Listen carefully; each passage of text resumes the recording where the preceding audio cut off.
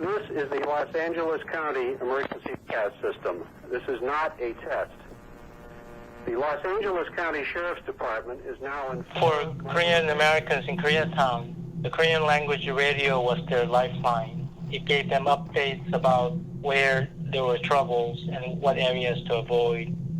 And shop owners would call in live and talk about their shops being attacked and shops being burned down.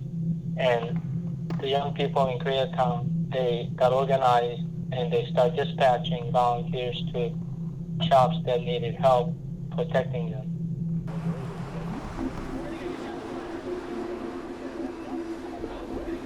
When I arrived near 5th and Western, I saw the shop owner shooting his handgun into the air to try to fend off rioters coming to his shop and burning it down.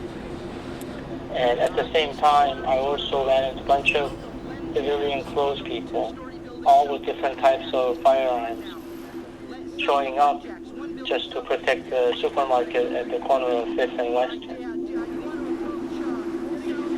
I saw two young men with their handguns crouching behind a forklift set up as a barricade at the entrance to the driveway.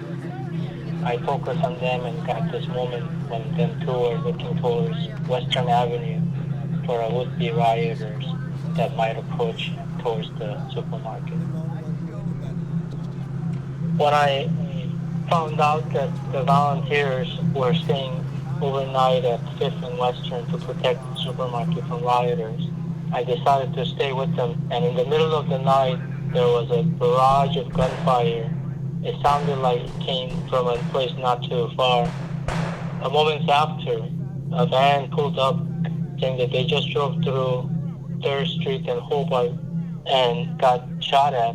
So I rushed over to 3rd and Hobart and found that there was a vehicle stranded in the middle of the intersection, just bullet-ridden all over.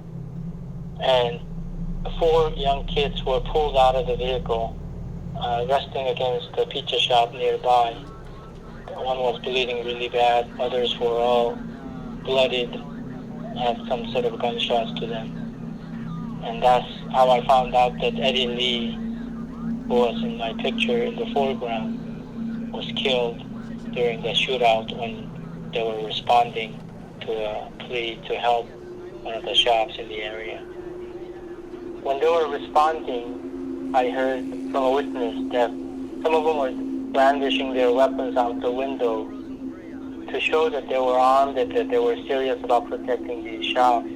Apparently, the vehicle that Eddie Lee was in was 3rd of the 3 vehicles in a convoy responding to help, and they came upon a sniper fire from a rooftop nearby, and perhaps that because they were brandishing weapons, they were also shot at by people protecting from the rooftop, thinking that these might be rioters showing up with their weapons.